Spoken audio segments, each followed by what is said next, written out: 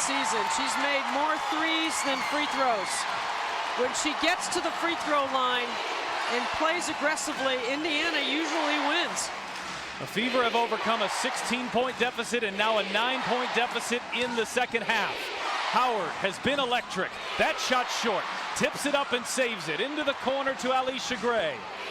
This offensive glass has been huge for Atlanta. They have 13 offensive rebounds, and Canada gets the angle. Look at Clark looking to push. Ahead for Fagbenle. Level again. Beautiful. This is winning time right now for both teams. Who can execute the best? Indiana off a made bucket. Fagbenle knocks it away. Hillman comes down with it. Fagbenle's got to hurry to get back here defensively. Howard fires, misses on a three. Mitchell pulls down the rebound. Really good box out by Kelsey. 60 seconds left here from Indianapolis. Huge playoff implications on the line for both of these teams. Clark sidesteps Gray and leaves the three ball short. That's the first time we've seen that set. Christy Sides goes late. Horns to Caitlin. I love the set, though. We have not seen it. Well, for a game that at times has had these fans just waiting to have a moment, it's been quiet for long stretches. It is electric right now. I don't want to say it, Pat, but Atlanta is coming off an overtime game. They won over LA 107-96.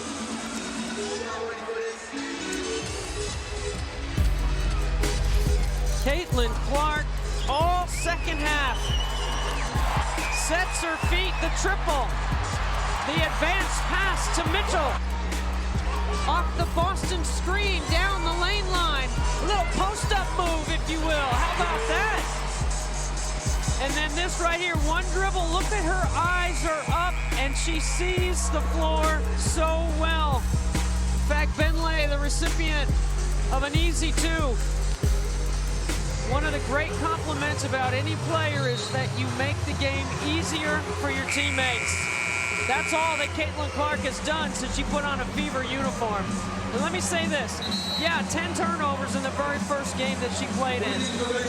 All the way to leading the WNBA in a single game with 19 assists later in the season. It's a remarkable turnaround for Caitlin, whose steep learning curve is on display every night as she breaks another record every time she laces them up.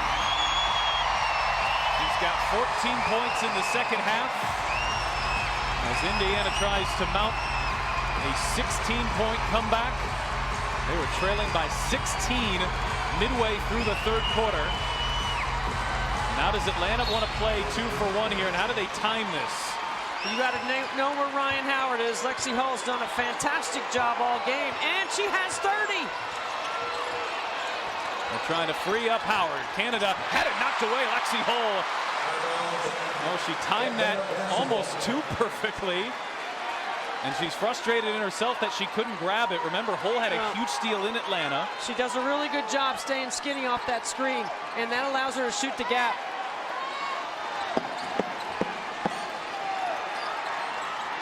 Howard on Hull. Shot clock down to 5. Howard inside. Howard spinning. Howard flips it up. Shot won't fall. The whistle does come as Fagbenle leveled her after the shot was up. I mean, you knew Howard was going to take the shot when she had it inside 10 on the shot clock. And this is what champions do. You hang on to it and you put the ball in your own hands under 10 on the shot clock and you try to make a play. And that's exactly what Ryan Howard did. Indiana does have timeouts to advance the ball. So Howard, who had 33 points in that overtime win on Friday, now with 31 here tonight.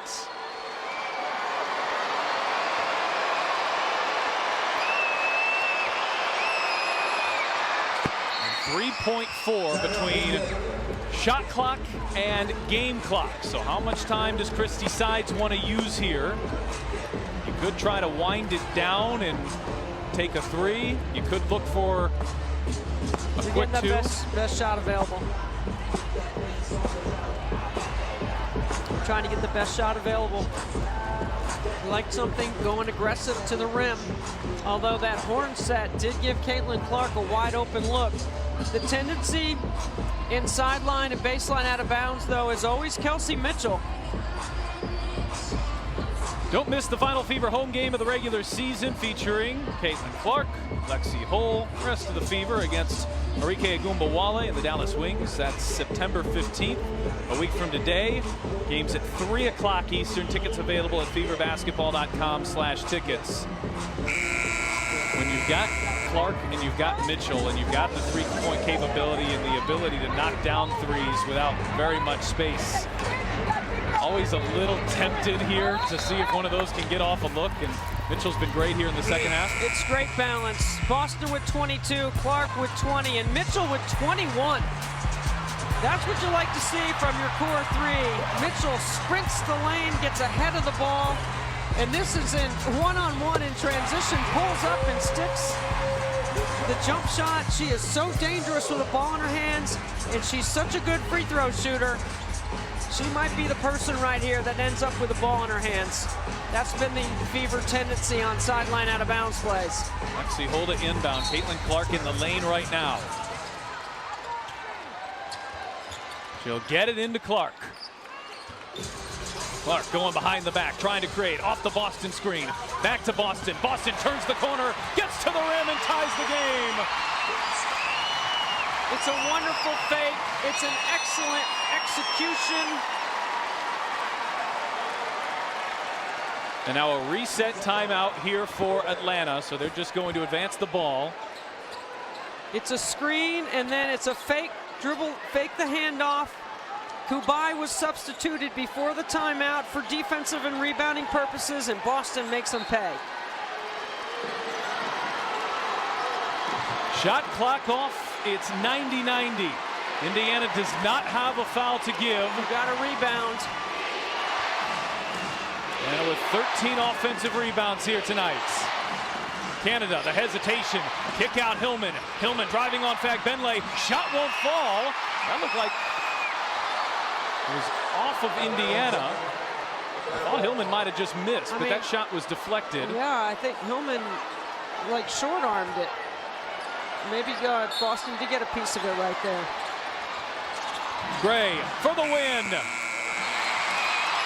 Let's keep playing here from Indianapolis.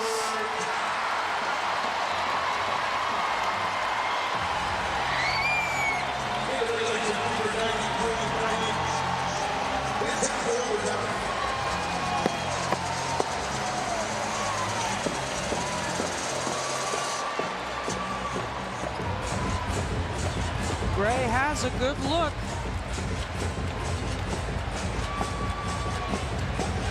Well, nice job by Mitchell to not get tangled up in the shot either. She was